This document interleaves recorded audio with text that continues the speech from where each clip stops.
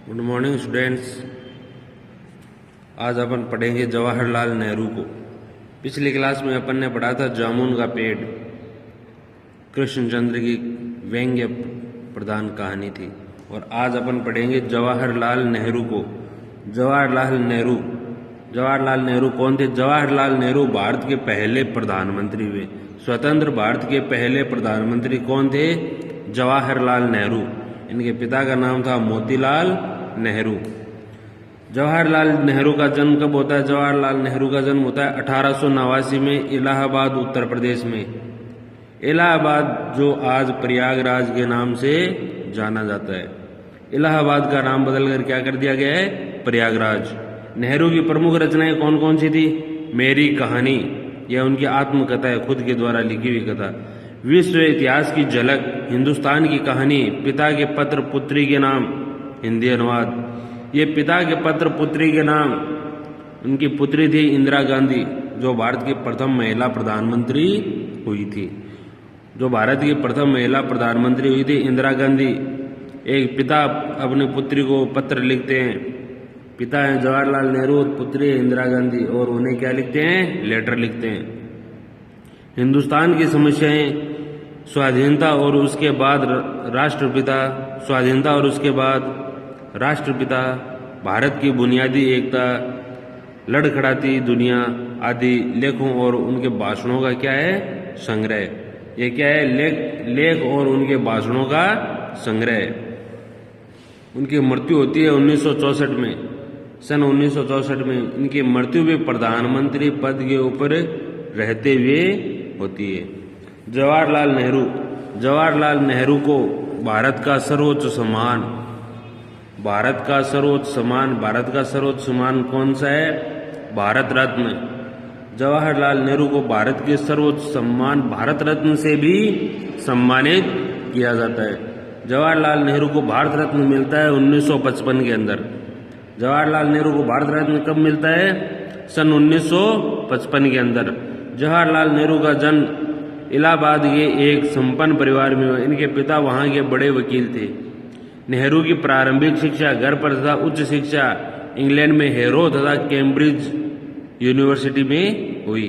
Cambridge विश्वविद्यालय, जो कि इंग्लैंड का सबसे बड़ा और विश्व के जाने माने विश्वविद्यालयों में से एक है। इनकी प्रारंभिक शिक्षा तो होती है घर पर, और जो उच्च शिक्षा होती है वह होती है इंग्लैंड में, हेरो और कैम्ब्रिज यूनिवर्सिटी में। इनके पिता का नाम था मोतीलाल नेहरू, जो कि एक बहुत बड़े वकील थे, बैरिस्टर। उस जमाने में वकील को बैरिस्टर कहते थे। बैरिस्टर की उपाधि सबसे बड़ी उपाधि होती थी। वहीं से वकालत की पढ़ाई भी की, लेकिन नेहरू पर गांधी जी का बहुत प्रभाव पड़ा। उनकी पुकार पर वे पढ़ाई छोड़कर आज़ादी की लड़ाई में जुट गए। आगे चलकर सन 1929 में वे भारतीय राष्ट्रीय कांग्रेस के लाहौर अधिवेशन के अध्यक्ष बने और पूर्ण स्वतंत्रता की मांग की। नेहरू का झुकाव समाजवाद की ओर भी रहा। अब नेहरू पर सबसे ज्यादा प्रभाव पड़ा महात्मा गांधी का। नेहरू पर सबसे ज्यादा प्रभाव पड़ता है महात्मा गांधी का, और महात्मा गांधी के कहने पर नेहरू पढ़ाई बीच में छोड़कर स्वतंत्रता के आंदोलन में, आजादी की लड़ाई में जुट जाते हैं। और आगे चलकर 1929 में, जो कि कांग्रेस का राष्ट्रीय अधिवेशन, सालाना राष्ट्रीय अधिवेशन होता था, 1929 में कांग्रेस का सालाना राष्ट्रीय अधिवेशन होता है लाहौर के अंदर। और उस लाहौर अधिवेशन के अध्यक्ष कौन होते हैं? उसके अध्यक्ष होते हैं जवाहरलाल नेहरू, और यह मांग करते हैं पूर्ण स्वतंत्रता की। किसकी मांग करते हैं? पूर्ण स्वतंत्रता की। नेहरू का झुकाव किसकी ओर रहा? नेहरू का झुकाव समाजवाद की ओर भी रहा। सन 1947 में जब भारत स्वतंत्र हुआ तो नेहरू जी पहले प्रधानमंत्री बने और भारत के निर्माण में अंत तक जुटे रहे। जब 1947 में भारत आजाद होता है, उस समय भारत के प्रधानमंत्री बनाए जाते हैं जवाहरलाल नेहरू, जो कि अपने मृत्यु पर्यंत यानी 1964 तक भारत के प्रधानमंत्री पद पर रहते हैं। उन्होंने देश के विकास के लिए कई योजनाएं बनाई, जिनमें आर्थिक और औद्योगिक प्रगति तथा वैज्ञानिक अनुसंधान से लेकर साहित्य, कला, संस्कृति आदि क्षेत्र शामिल हैं। यहाँ पर जवाहरलाल नेहरू ने जब 1947 में भारत आज़ाद होता है, उसके बाद जवाहरलाल नेहरू ने भारत के विकास के लिए अनेक प्रकार की योजनाएं बनाई और औद्योगिक विकास को प्रगति दी, वैज्ञानिक अनुसंधान को प्रगति दी, साहित्य, कला, संस्कृति आदि क्षेत्र में भी उन्होंने प्रगतिशील कार्य किए। नेहरू जी बच्चों के बीच चाचा नेहरू के रूप में जाने जाते थे।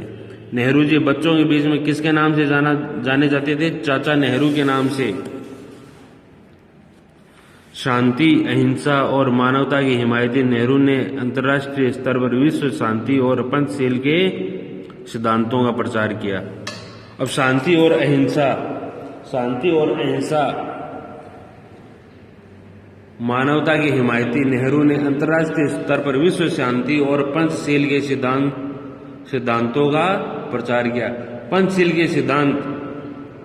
के सिद्धांत 1954 में भारत की विदेश नीति का प्रमुख आधार रहा था। भारत के प्रथम विदेश मंत्री भी चाचा नेहरू थे और चाचा नेहरू के नेतृत्व में ही भारत में पंचशील के सिद्धांतों का सूत्रपात हुआ। पंचशील के सिद्धांत चीन के साथ सबसे पहले जोड़े गए। पंचशील के सिद्धांत किसके साथ जोड़े गए? सबसे पहले पंचशील के सिद्धांत चीन के साथ जोड़े गए 1954 में। भारत के प्रधानमंत्री कौन थे? भारत के प्रधानमंत्री थे जवाहरलाल नेहरू और चीन की तरफ से थे चाउ एन लाई। उन दोनों के बीच में एक समझौता होता है, उस समझौते का नाम ही पंचशील समझौता या पंचशील के सिद्धांत है। प्रस्तुत पाठ भारत की हिंदुस्तान की कहानी का 5वां अध्याय है। यह जो पाठ है, यह जो लेसन है, वह हिंदुस्तान की कहानी का 5वां अध्याय है। अंग्रेजी से भाषांतर हरिभाऊ उपाध्याय ने किए। यह अंग्रेजी में लिखा गया था और इसे अंग्रेजी से हिंदी में लिखने का कार्य हरिभाऊ उपाध्याय ने किया है।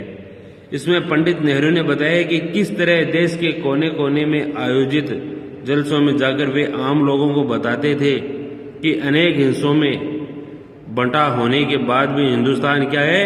एक है। कश्मीर से लेकर कन्याकुमारी तक हिंदुस्तान क्या है? एक है। हिंदुस्तान अनेक हिस्सों में बंटा हुआ है, लेकिन बंटा हुआ होने के बावजूद भी वह क्या है? एकता के सूत्र में बंधा हुआ है।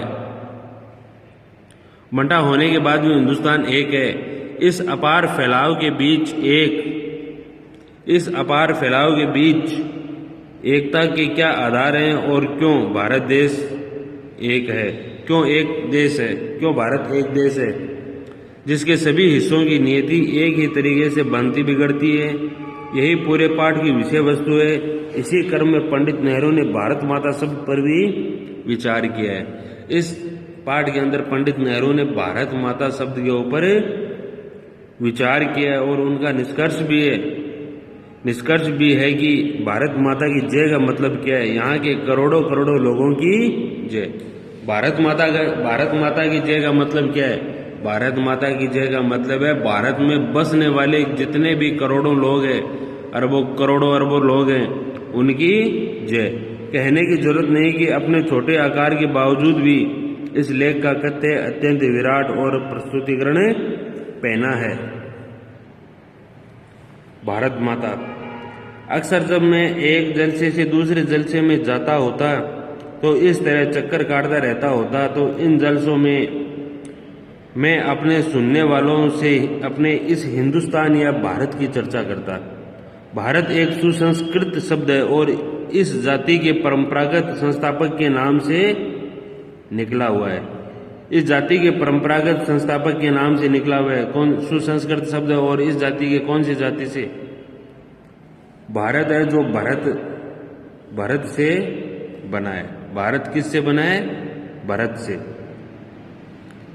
यहाँ पर कौन कह रहे हैं कि अक्सर मैं एक जलसे से दूसरे, यहाँ पर पंडित नेहरू कह रहे हैं कि मैं एक जलसे से दूसरे जलसे में जाता रहता था और वहाँ चक्कर काटता रहता था, एक जगह से दूसरी जगह। क्योंकि पंडित नेहरू भारतीय स्वतंत्रता संग्राम के अग्रणी लोगों में से एक थे। यानी जो भारत को स्वतंत्र कराने वाले जो लोग हैं उन लोगों में अग्रणी थे, आगे की पंक्ति में खड़े थे। संस्थापक के नाम से निकला। मैं शहरों में ऐसा बहुत कम करता क्योंकि वहां के सुनने वाले कुछ ज्यादा सयाने थे और उन्हें दूसरे की किस्म की गिजा की जरूरत थी। मैं शहरों में ऐसा बहुत कम करता था क्योंकि वहां के सुनने वाले कुछ ज्यादा सयाने थे, सयाने यानी समझदार थे, और उन्हें दूसरे ही किस्म यानी प्रकार, दूसरे ही प्रकार की गिजा की जरूरत थी। गिजा होता है खुराक, यानी उन्हें दूसरे प्रकार की खुराक की जरूरत थी। लेकिन किसानों से जिनका नजरिया महदूद था, जिनका नजरिया क्या है, नजरिया यानी दृष्टिकोण, देखने का तरीका महदूद था। महदूद का अर्थ होता है सीमित था। लेकिन किसानों से जिनका नजरिया महदूद था, कभी जवाहरलाल नेहरू कह रहे हैं कि जो किसान थे उनका नजरिया यानी दृष्टिकोण, देखने की क्षमता महदूद था यानी सीमित था। मैं इस बड़े देश की चर्चा करता जिसकी आजादी के लिए हम लोग कोशिश कर रहे थे और बताता कि किस तरह देश का एक हिस्सा दूसरे से जुदा होते हुए भी हिंदुस्तान एक था। अब कवि कह रहे हैं कि मैं जलसों यानी समारोह के अंदर जाता था और एक जगह से दूसरी जगह घूमता रहता था और वहां देखता था कि जो शहर के लोग हैं वो क्या है, ज्यादा समझदार हैं। लेकिन जो किसान वर्ग था उसका दृष्टिकोण, उसका नजरिया क्या था, सीमित था। किसान का नजरिया कैसा था, किसान का नजरिया सीमित था। और कवि कह रहे हैं कि मैं इस बड़े देश की हमेशा चर्चा करता रहता था कि आजादी के लिए हम लोग क्या कर रहे हैं, कोशिश कर रहे हैं और बताने की चर्चा और बताने की किस तरह और यह बताता था कि यह देश किस तरह अलग अलग भागों में विभाजित होते हुए भी क्या है, एक है। मैं उन मसलों का जिक्र करता जो उत्तर से लेकर दक्षिण तक और पूर्व से लेकर पश्चिम तक किसानों के लिए यकसां थे। मैं स्वराज्य का भी जिक्र करता जो थोड़े लोगों के लिए नहीं बल्कि सभी के फायदे के लिए हो सकता था। कवि क्या कह रहे हैं, जवाहरलाल नेहरू कह रहे हैं कि मैं लोगों से किसके बारे में बात करता था, मैं लोगों से स्वराज्य के बारे में बात करता था, स्वराज्य के बारे में बात करता था जो कि सभी के लिए फायदे की बात थी, किसी एक के लिए नहीं, सभी के लिए फायदे की बात थी।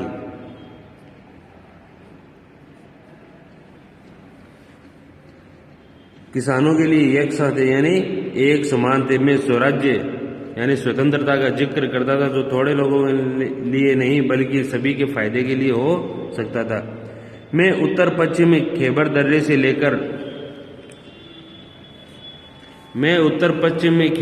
से लेकर दूर दक्षिण में कन्याकुमारी तक की अपनी यात्रा का हाल बताता और यह कहता कि सभी जगह किसान मुझे एक से सवाल करते हैं।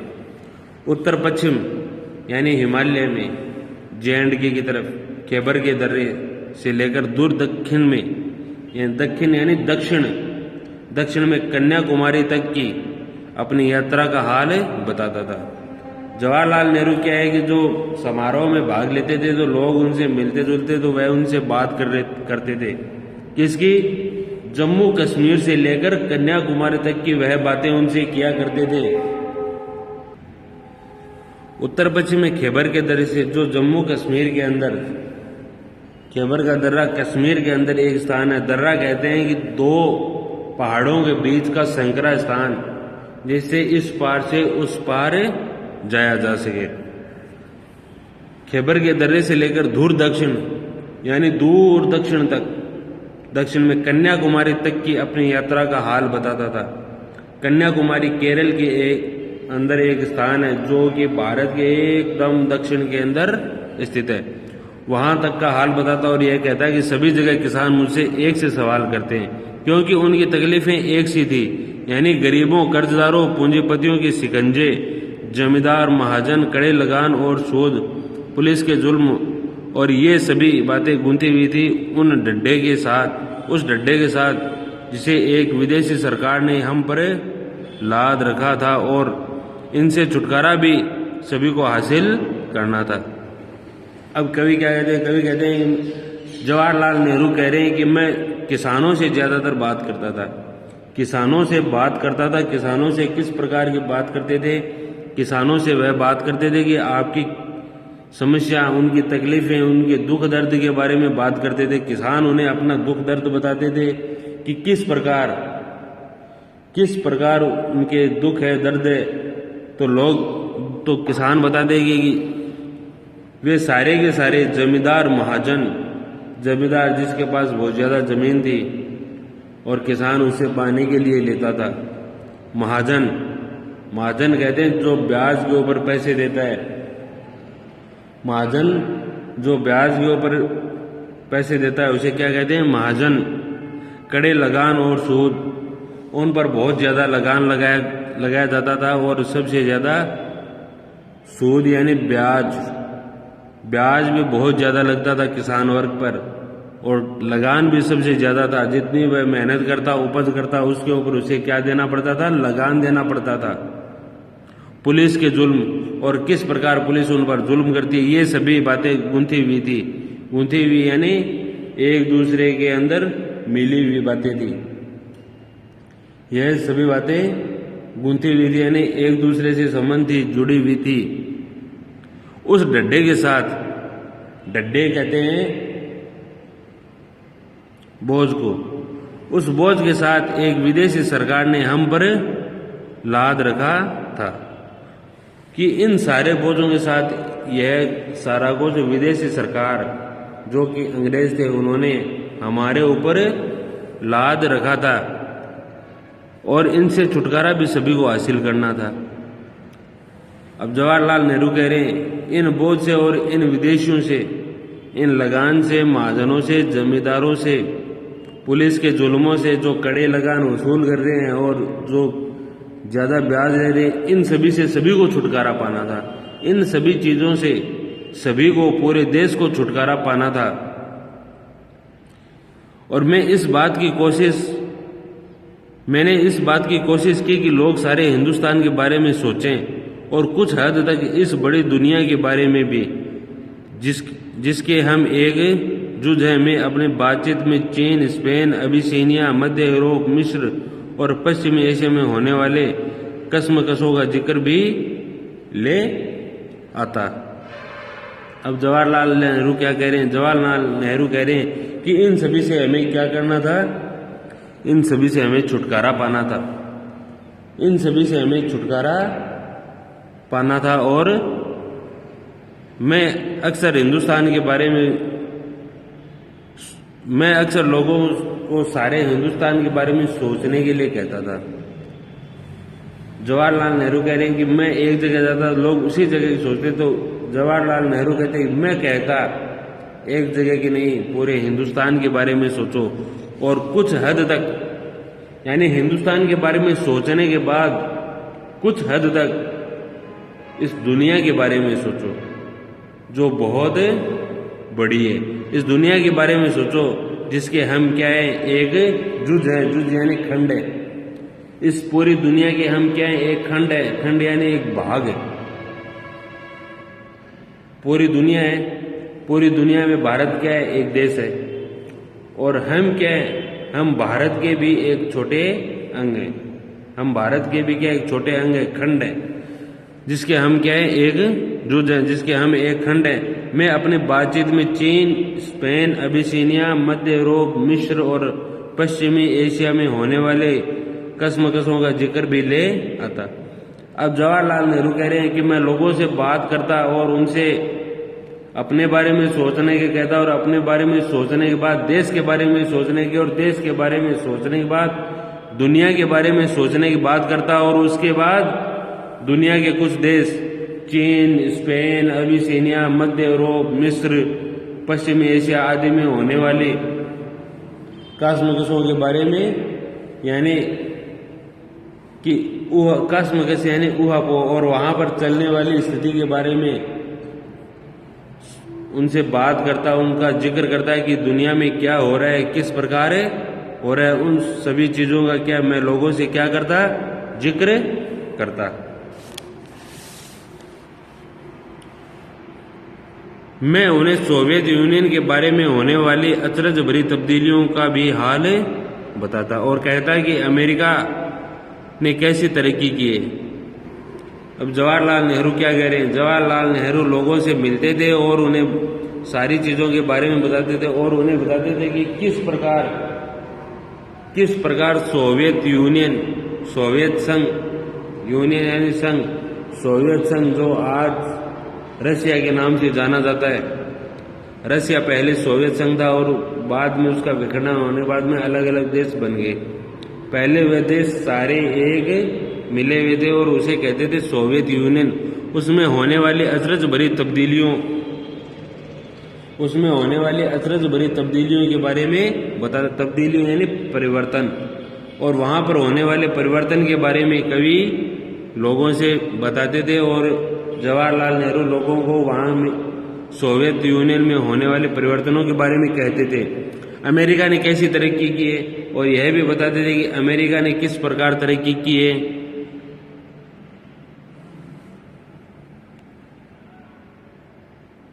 यह काम आसान नहीं था, लेकिन जैसा मैंने समझ रखा था वैसा मुश्किल भी नहीं था। इसकी वजह यह थी कि हमारे पुराने महाकाव्यों और पुराणों की कहानियों ने, जिन्हें वे खूब जानते थे, उन्हें इस देश की कल्पना करा दी थी और हमेशा कुछ लोग ऐसे मिल जाते थे जिन्होंने हमारे बड़े बड़े तीर्थों की यात्रा कर रखी थी। ओके, आगे के क्लास में पढ़ेंगे। आगे का आज के लिए इतना ही। आप जवाहरलाल नेहरू को एक बार फिर से पढ़ना। Okay, thank you.